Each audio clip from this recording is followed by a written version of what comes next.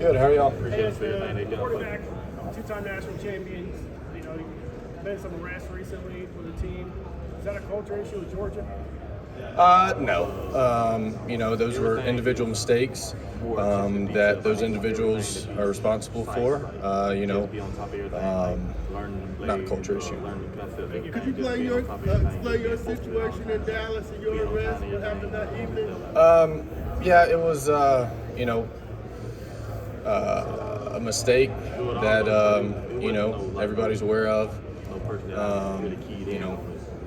I understand why that can't happen. It was I've talked to coaches about it, talked to GMs. Apologize to my family. That's who I felt worse about. Felt like I let them down because no matter where I go now, and even without all this, I've got an obligation. I'm the fourth.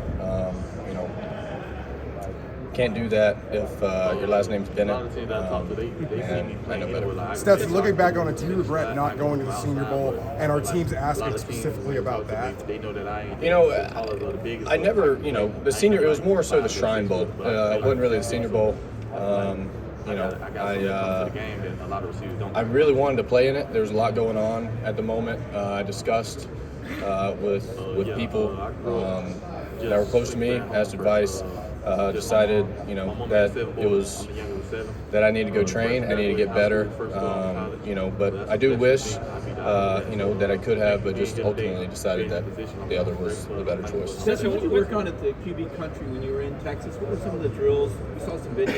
What were some of the things you were focused on there? Footwork, throwing specific throws that we're going to be asked to throw here at the combine, stuff like that. So what was the message you wanted to convey with NFL teams who don't know you personally, the kind of person you are, the kind of person that you'd be on their team? Yeah, no, I just try to be honest. I feel like, I don't put a lot of myself out there on purpose. And so the stuff that people do get at me, they run with, and they try to read into it instead of just seeing what it is. And so I tried to, just be honest with them, just like I try to be honest with you guys every single time I'm up here.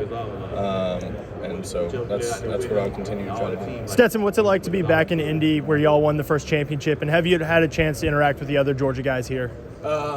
Yeah, we've thought it was pretty cool. Walked in there. I love the stadium. I think the stadium's awesome. With I think it just looks like the city. So you remember that? I think the turf feels a little different than it did. It's definitely warmer. It was freezing, but yeah, it was special. Just walking in here, you don't think. I don't know. You just remember certain things, certain plays. Like a fumble that might have happened. But it was pretty cool. Looking back between you, offense, Todd Monken, how were you able to just dissect TCU as much as you did? What was kind of the game plan going there? How were you so successful? We worked hard for 3 years under Coach Monk, and I think it was a culmination of all that stuff, and I think we just let it all out.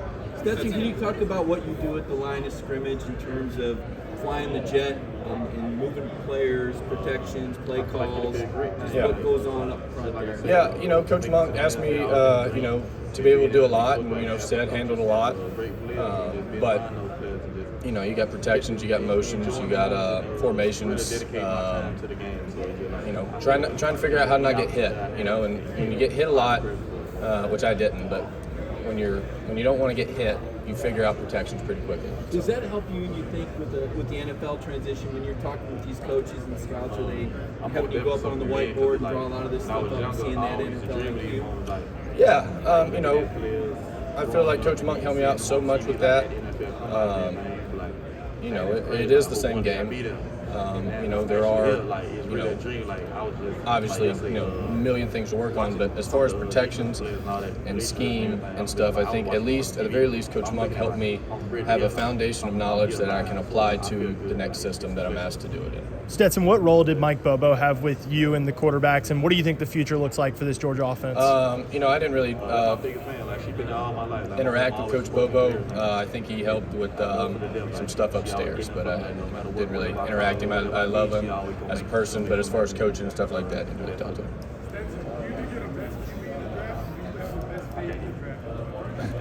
Reds down the street hooked me up. But I've got confidence in my abilities. Everybody asks that question, but there's so much more to playing quarterback than people know. It's not, there's different offenses, different checks, different motions, whatever. Whatever you're asked to do, that's all you can do in the offense, right? And then you have your physical ability, and a lot of people have physical ability, right? But I think that, especially in the quarterback position, the mental acuity and how you can handle certain situations, and you can't really measure that. So I have confidence in my ability, but also all these dudes are hell players too.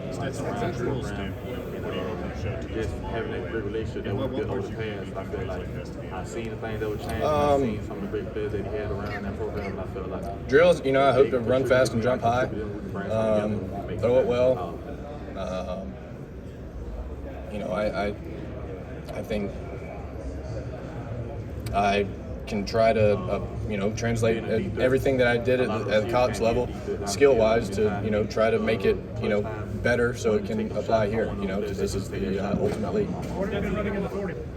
I haven't ran a full one yet. Been working on speed and starts. I don't want to set expectations. We'll see what it is. That's a lot of people. great playmakers, most definitely. When I first came to Maryland, we had some studs on the O line, and Jalen's a nice guy. He didn't want to hurt me, so but it helped immensely, because when you're blocking him, right, nobody else is really going to be better. So There were a lot of people reading into some of your mannerisms, maybe at the parade. What were you thinking at that time, and was it just a overreaction, I guess? People were entitled to their opinion, but yeah, I saw it as a parade for us who won, and I was playing music for Sed and Chris and trying to have a good time, and people took it as I was. I don't really know what people took it, but they didn't like it. And so, I'm sorry about that, but I strictly just saw it as, a chance for me and Sed and Chris to be, one last trip down Lumpkin on the way to Stanford together, and I just wanted to play the best tunes that we could at that moment. Stan, a lot of the guys, Nolan.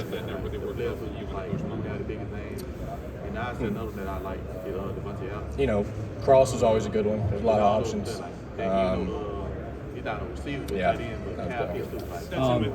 Nolan was here a couple days ago, got pretty emotional. The theme this week is "Do It for Them." Just your memories, your friendship with him, and the unfortunate accident in January. Yeah.